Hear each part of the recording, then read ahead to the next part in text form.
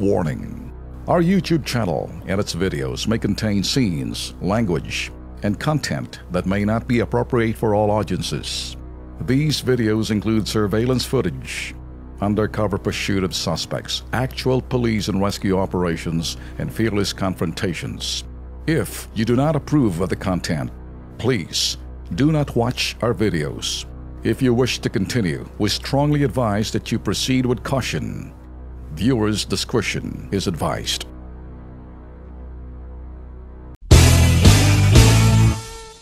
Kung kayo ho'y mga amo na babae, kung kayo ho'y mga ginang ng tahanan at meron ho kayo mga katulong, isa ho na dapat malaman nyo para wag ho kayo mabiktima ng sinasabing dugo-dugo. So I'm gonna tell you this. Huwag nyong iiwan ang telepono sa labas na parang kung saan sasagot yung katulong. Kunin yung telepono, ilagay nyo sa loob ng kwarto, lock nyo yung kwarto nyo. Bigyan nyo inyong katulong ng isang cellphone na pwede nyong tawagan. In case of emergency, pwede rin kayong tawagan. Sakaling may magtatanong sa telepono at nakukuha yung mga impormasyon na hindi naman dapat sa telepono nang gagaling. Bakit ho nagagawa ng ito hoy? Mga dugo-dugo, mabiktima ang isang katulong na kawawa na mapasunod na sirain yung kahadayero ng kanyang amo na kunin yung 1.5 million pesos kesyo yung kanyang amo tinawagan daw ng sekretary ng abogado ng kanyang amo para sabihin na nangangailangan ng pera, kinakailangan kasi emergency, dalhin sa Cubao makipagkita. So ang ginawa doon sa katulong, tinawagan sa telepono mismo, binibigay yung instructions kung paano sirain yung sinasabing kahadayero at sinira naman ng katulong at pagkatapos nagawa, nakuha yung 1.5 million pesos at wala siyang pamasahe. Sabi, gamitin mo yung 1,000 pamasahe para makaabot ka sa Cubao, doon tayo magkita para maibigay sa amo. So nakita niyo ba? Let me present to you kung paano yung dugo-dugo. Ang dugo-dugo ho kasi hindi po pwedeng gawin unless kung magaling ka to do it randomly. Tatawag ka house to house na hindi mo sinurveillance, na wala kang kumbaga prior knowledge kung sino ang target mo. Ang dugo-dugo ho kasi will come in form by telephone, if not sa katulong na iiwan. At yung katulong, nagsasabi ho siya kung talaga yung katulong niya ay biktima na napapasunod dahil siya ay mukhang tanga or eng-eng. Pasintabin ho sa aking sinasabi, kaya napapasunod siya. Subalit may mga katulong na hindi mo malaman kung sila ay galing sa sindikato o di naman kaya sila yung katulong na lalabas na yung dating katulong pero kabisado lahat yung mga kung saan yung mga ari-arian ng amo at yung mismong katulong doon, aalis na yung dating katulong, may bagong katulong na yung dating katulong, ibibigay ngayon sa sindikato yung mga impormasyon, laman ng bahay, kung kailan umaalis yung may-ari at kung paano kawawa yung katulong na bago. Kasi wala siyang kamuang-muang napasa ng impormasyon, everything there is to know sa loob ng bahay. Nakikinig ba kayo mga misis ng tahanan? Pag wala kayo, hindi pwedeng katulong iniiwan sa bahay na may telepono dyan, tanggalin yung telepono, kunin nyo, lagay nyo sa kwarto.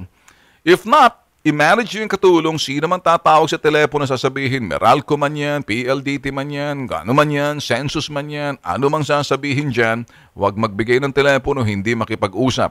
Pag may pumasok sa gate, sorry, wala pong mga amo rito, mamaya darating na lang, hindi ka pwede makipag-usap. So ganun ho eh. Sealed yung information from the inside going out.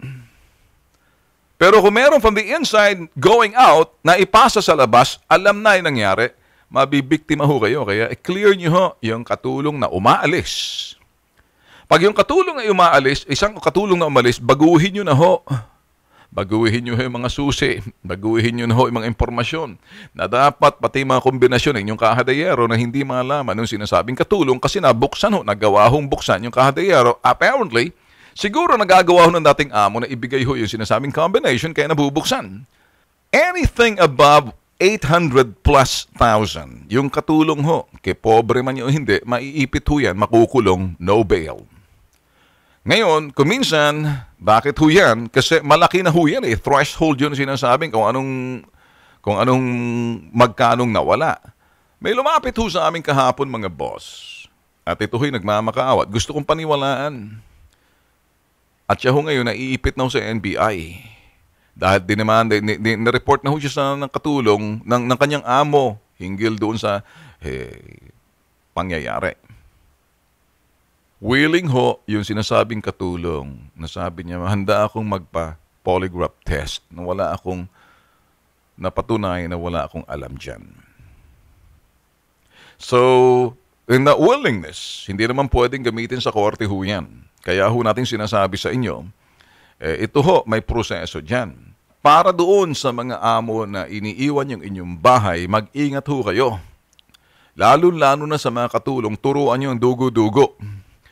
Magsasabi ho na disgrasya yung amo, hindi makapagsalita. Pag sinabi, itong amo,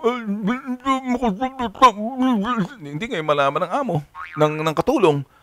Ate, ikaw, tapos mamaya sabihin, oy, sekretary ng amo mo, duguan yung kanyang bibig, nasungalngal ng husto, nabangga yung kanyang sasakyan.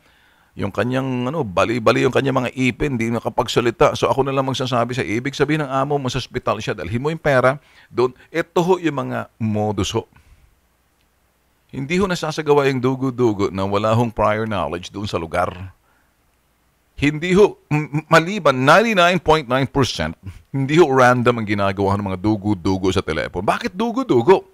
Sasabihin kasi na disgrasya, kinakailangan, nakadisgrasyang amo mo, nasa ospital siya ngayon, kasama yung agaw buhay na biktima niya na nandoon yung pulis, tinawagan yung sinasabing amo, dalhin yung pera sa presinto, pero bago sa presinto, dyan na lang sa isang lugar, ibibigay mo para sasabihin yung sekretaryo ng amo, kasi hindi makapagsalita yung amo, tanggal yung mga ipin, nasungal-ngal yung kanyang bibig, ganun, na parang, hindi malaman ganyan katulong. Ate, ikaw ba? Ganun ang dating eh.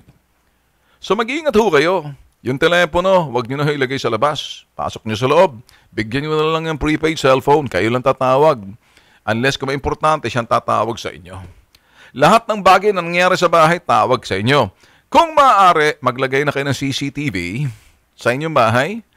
And then, ilagay nyo dito na kahit saan kayo, kapareho ng aking cellphone na to, if I look at this, makikita ko na agad ho yung sinasabi hong lugar sa aming bahay, lahat ng mga places sa bahay, by looking at this, a live view ng sinasabing bahay ko at masisilip ko kung anong ginagawa ng aking mga staff sa bahay.